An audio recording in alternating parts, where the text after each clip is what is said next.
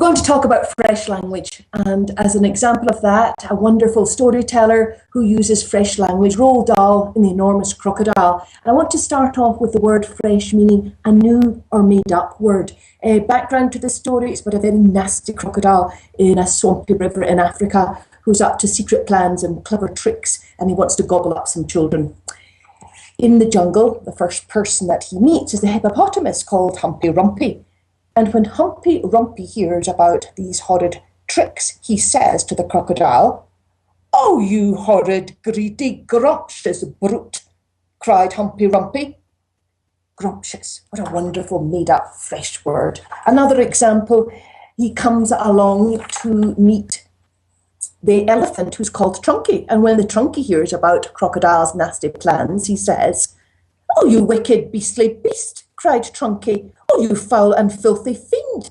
I hope you get squashed and squished and squizzled and boiled up into crocodile stew." Squizzled. Isn't that lovely? And finally, for Roald Dahl, when he meets the roly-poly bird, he describes to the roly-poly bird what some nice children's stew might taste like. And he says, he makes up his own little ditty, and it goes like this: "It's luscious, it's super, it's muscious, it's duper." Muscious and duper.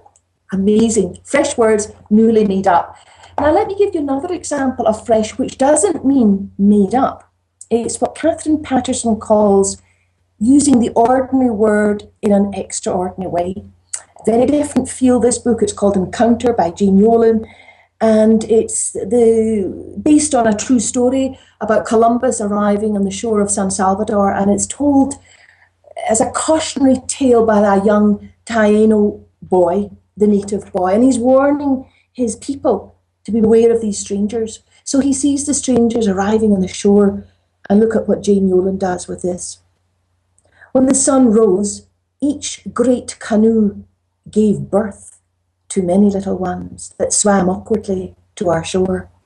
Gave birth, very ordinary, but in an extraordinary way. And further, she goes over the page and we hear the young boy saying, "The baby canoes spat out many strange creatures, men but not men." Spat, an ordinary word, but you don't expect it to see it in canoes.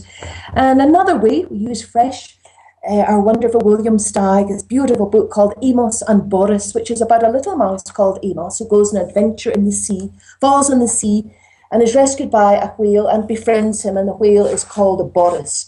So as an example of fresh words here, William Steig is describing how they've growing in their friendship. During that time, they developed a deep admiration for one another. Boris admired the delicacy, the quivering daintiness, the light touch, the small voice, the gem-like radiance of the mouse. Amos admired the bulk, the grandeur, the power, the purpose, the rich voice, and the abounding friendliness. Do you see how gem-like? It's a usual word, but in a very unusual way. The same with quivering daintiness. And another example of fresh, it's an ordinary word used in an extraordinary way. Boris the whale has become stranded, and two elephants are coming along to save him. And without wasting time, these two good-hearted elephants got to pushing with all their might at Boris's huge body until he began turning over, breaded with sand. Just see that image of the sand sticking to the whale's body, breaded. So there's an example of how we can use fresh words and how editors love that when we're writing and reading aloud.